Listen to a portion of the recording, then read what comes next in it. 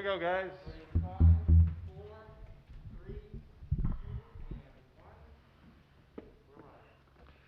Okay, good evening, everybody. Welcome to the Fulton Street Collective. Thank you so much for joining us tonight. We are coming to you live from the beautiful city of Chicago, Illinois. Tonight, we are proud to present the Heisenberg Uncertainty Players performing Hearts, the band Hearts, 1975 release Dreamboat Annie. As we do with all of our performances, accompanied by a live visual artist. Tonight's originally scheduled live visual artist, John Ross Wilson, could not be here tonight. So at literally the last minute, we had our old friend, great guy, great artist, Ryan Miller jump on board. Give it up for Ryan Miller. So Ryan is in the lower right-hand side of your screen. He's going to be painting and sketching as the band performs. And what you can do is you can buy his artwork on the lower left-hand side of the screen. That is the virtual tip jar. When you noticed when you entered this show tonight, there's nobody collecting a cover charge, no tickets exchanged, nothing for sale. We were making everything accessible to you, and we are going to rely on your generosity and kindness to please support the band, please support the artists, and please support the arts so we can keep doing this. All right, that's that. We're going to start the show because everybody's here and ready to go. Give it up on drums, it's John Wenzel. On bass, Dan Parker. On guitar, Chris Parsons. Trombone tonight is Josh Torrey. On tenor saxophone and flute, Natalie Landy. And on trumpet and arrangement, John Dorhauer. This is the Heisenberg Uncertainty Players.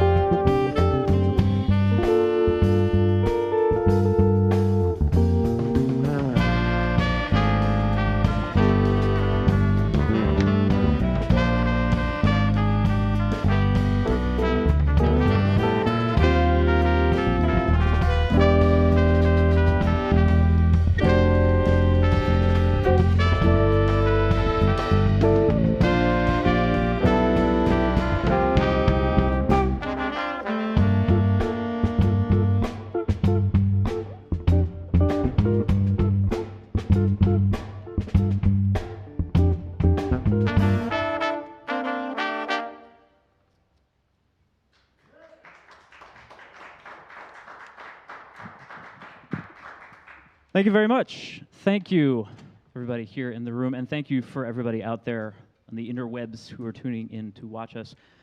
We are Heisenberg Uncertainty players in small group form, so just our 6-piece version.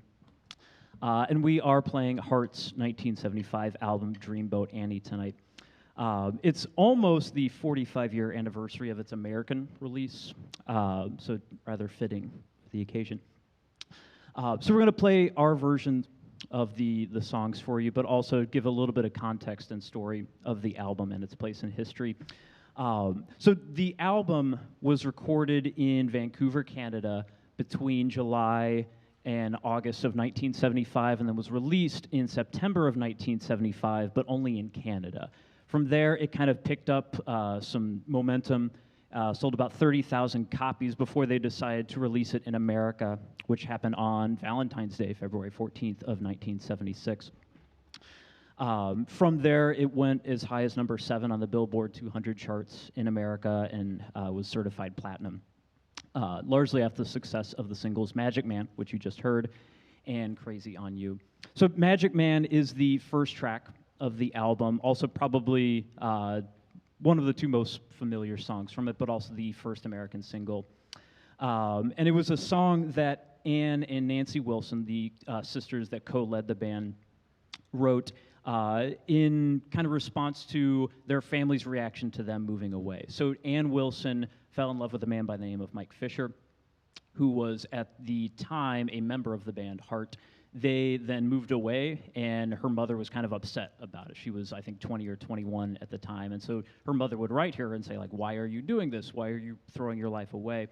And this was Ann's way of saying, like, I know what I'm doing. I'm following this man. I'm in love with this Magic Man.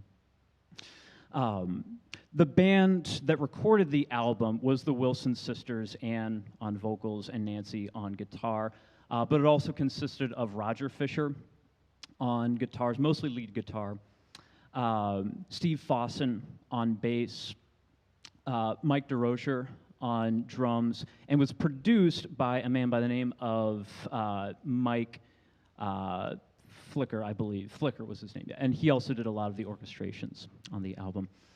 So the next 2 tracks we're going to do consecutively as they're kind of presented on the album. So we're going to start with Dreamboat Annie Fantasy Child and then move directly into Crazy on You. Dreamboat Annie is one of 3 versions of the song that appears on the album. This first one is just kind of a short introduction, but it's kind of used as the main guiding motif that unites the whole album. And then Crazy on You is kind of the other well-known song from it. Was released as a single in the United States and charted pretty highly on the Billboard charts. This was another song that was inspired by Ann's relationship with Mike, her boyfriend and former member of the band. And this was kind of her story of their passionate romance, but also in the face of kind of turmoil and tumult in the 1970s, so in the face of the Vietnam War. And so it's kind of her response to kind of forgetting everything that's going on and just being passionately in love in the moment.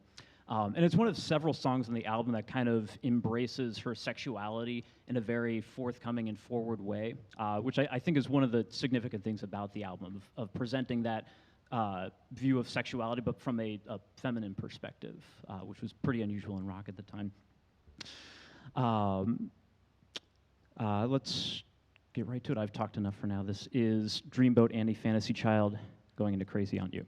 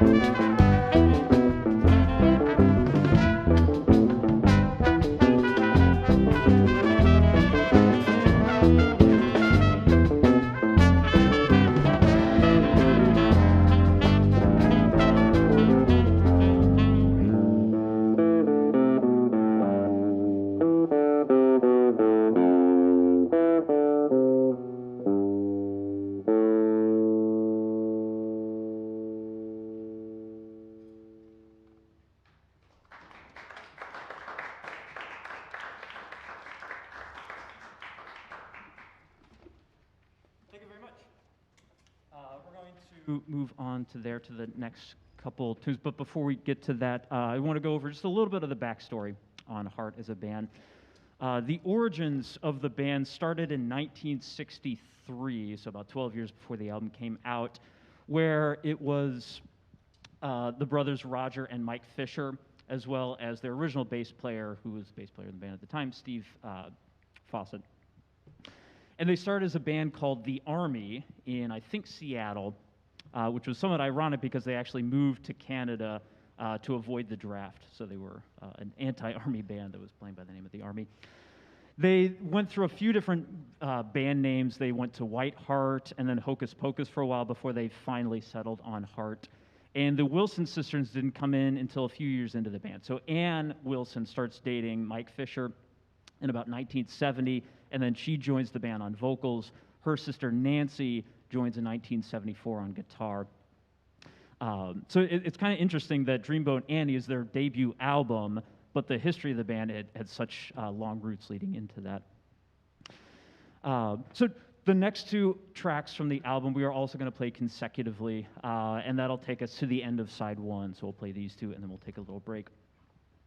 But next up is a song called Soul of the Sea, which is one of several tracks that I think demonstrates a lot of Led Zeppelin influence. And specifically from this one, they use kind of a three-part form that follows the same vein as like Dazed and Confused and Whole Lotta Love, where there's this, the main part of the tune, and then they go into this kind of extended middle section that doesn't really have anything to do with the main part, but then they come back to the main part at the end.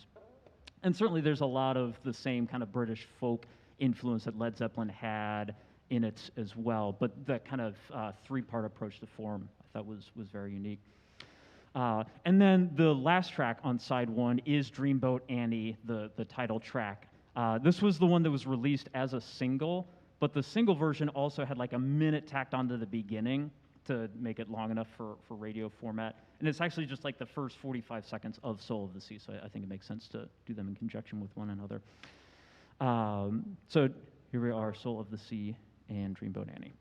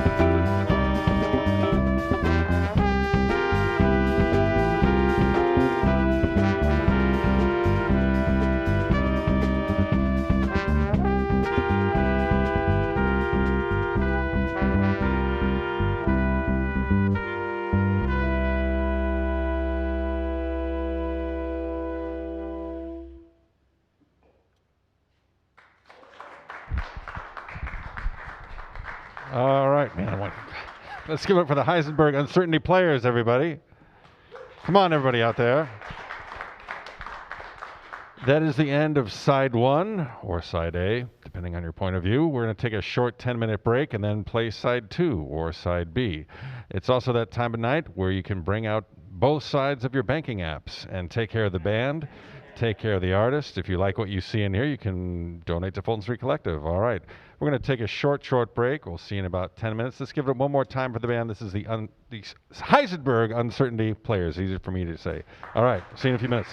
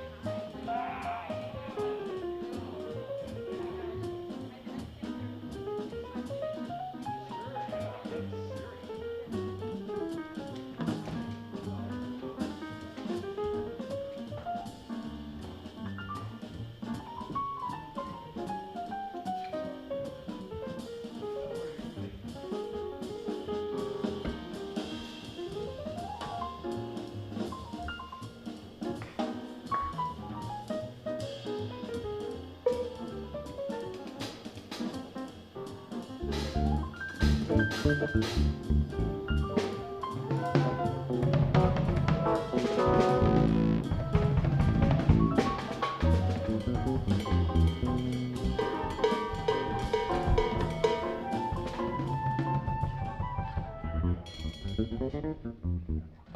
right, we're back. Welcome to side 2, side B of Hearts 1975 release Dreamboat Annie. Please give a warm welcome back to the stage, the Heisenberg Uncertainty players.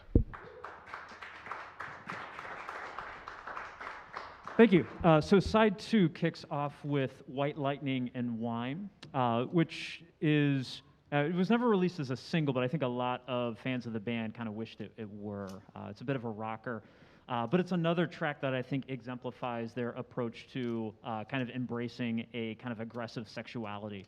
And so there's the lyric, spit you up, chew you out, never want to know your name, lyrics that you might associate from like a prototypical male rock singer, but it's kind of cool to hear them come from the female perspective here.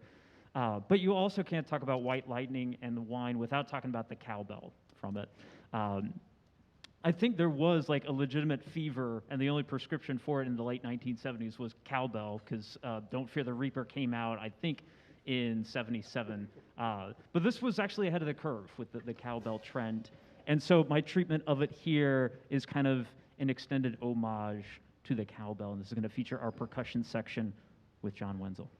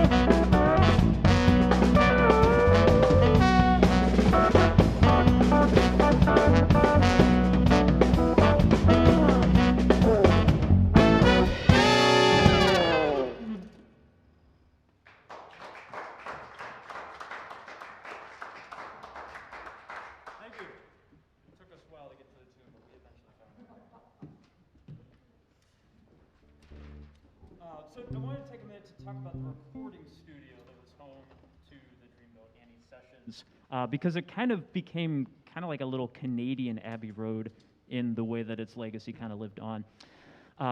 So the band was an American band. They were mostly based in the Pacific Northwest around Seattle, but they did move up to Vancouver shortly before recording the album.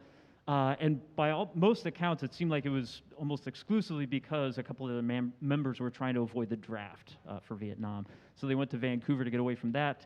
But they ended up being a part of the music scene there for a while and recorded at Mushroom Studios. Mushroom was also the name of the label that put out the album in Canada, and then they opened a U.S. branch in order specifically to release the Dreamboat Annie album in the United States. But Mushroom Studios kind of became a bit of a hotspot for recording after that, and a lot of Canadian bands used it to record, most notably Bachman Turner Overdrive, and Sarah McLachlan had used it. It was also used to record a lot of film scores. Most notably, it recorded at least a couple Chuck Norris films. And so that puts it on the map, if nothing else. And there was also a period of about 10 years in the 2000s where it was owned by one of the founding members of Marcy Playground, if you remember them from the 1990s. So it was kind of like this big Canadian hotspot, which was fascinating beyond all reason for me. A little bit more on their label later, but for now we're going to keep going with track 7 from the album, Love Me Like Music, I'll Be Your Song. And of all the tracks on the album, I think this one is the biggest outlier. It's the one that is most pop influenced, I think, but there's also a fair amount of country western influence, all while kind of being a power ballad. And we've maintained some of that feel here in this presentation of Love Me Like Music, I'll Be Your Song.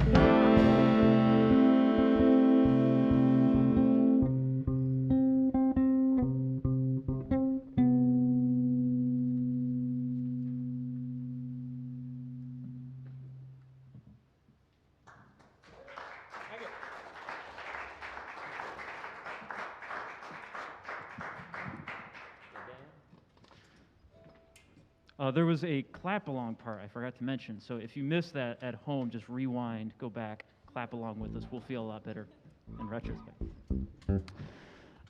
So we got 3 more tracks on the album, but we're going to do them all continuously. So this will be the last time I gab at you for the evening, so you're welcome.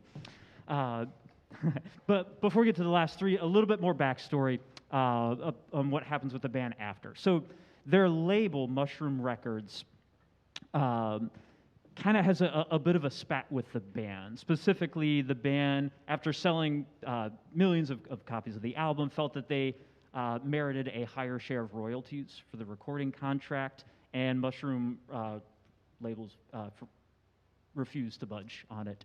And so it kind of led to this impasse where the band ends up actually breaking their contract and going with a different company. But one of the things that fueled that dispute was apparently when negotiations were getting pretty tense between the band and the label.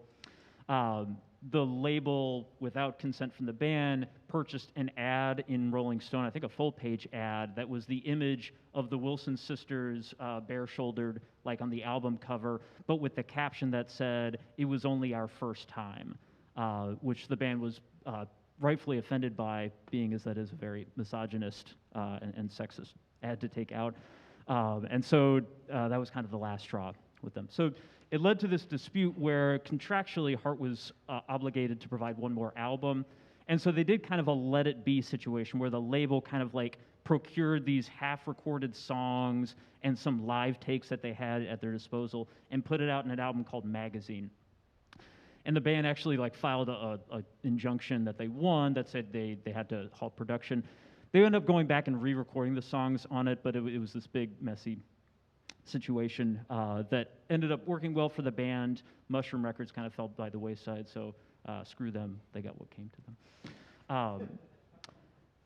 I also want to say just a couple of words on why I chose to do the album here. Number 1, it's a great album, and it's one that's really grown on me over the years. And if you haven't heard it, dear Lord, what are you doing here? Don't waste your time with listening to any more of this. Stop it, listen to the album, then come back maybe and listen to the rest of this.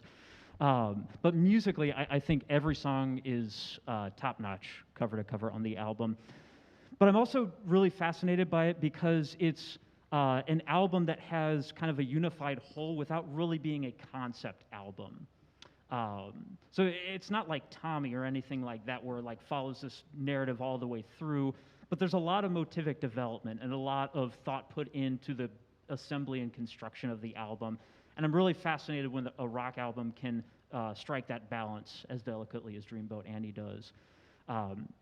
And so you have that with the recurring motive, but also like there's a lot of musical tie-ins from song to song as well. And so it's always kind of fascinated me in that way. And hopefully this piques your interest to either listen to it again or listen to it for the first time. So the last 3 songs, we'll start with Sing Child, another song that bears a lot of Led Zeppelin influence, and this is kind of the hard-rocking Led Zeppelin song. Sounds to me a lot like Heartbreaker, which is kind of funny because they actually use the lyric Heartbreaker at one point in the song, so I'm sure there was a conscious decision on their part. Then we'll go into How Deep It Goes, which is another kind of ballad, but more in like the rock ballad tradition. And then we'll close it off with the last version of Dreamboat Annie, the Dreamboat Annie reprise. And this is kind of like the classical ballad, a lot of lush, beautiful orchestration that we're going to do our damnedest to re-emulate, but it'll all kind of tie everything together. Thank you so much for tuning in. Again, we got 3 more to go, but we'll do them all continuously.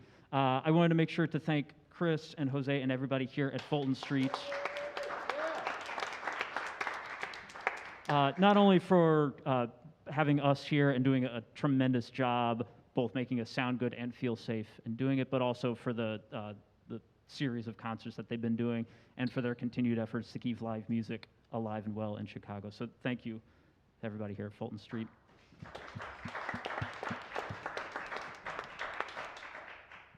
I also wanted to thank Ryan Miller, our fantastic visual artist for the evening. I'm looking forward to going back and watching the show so I can see his brushstrokes in real time, what he's doing. But please support him, buy his art, tip him, and treat him well. And thank you for all the musicians up here, Josh, Natalie, Chris, Dan, and John, for doing such great work bringing this music to life, and for getting back together. We've been playing as a band for almost 10 years, and it's been really hard this past year not being able to get together and make music, and so this was bringing solace to my soul. So thank you all for doing this with us. Thank you. Without further ado, the conclusion of Dreamboat Annie.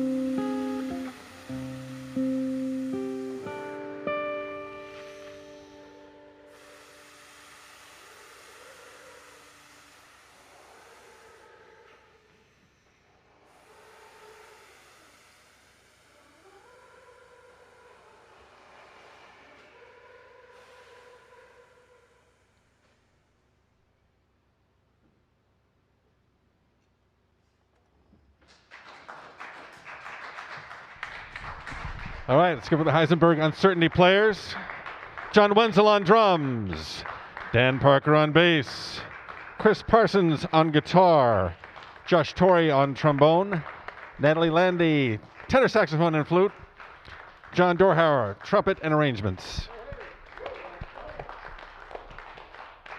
Let's not forget our man of action who jumped on board at the last second tonight, Ryan Miller on paints and brushes.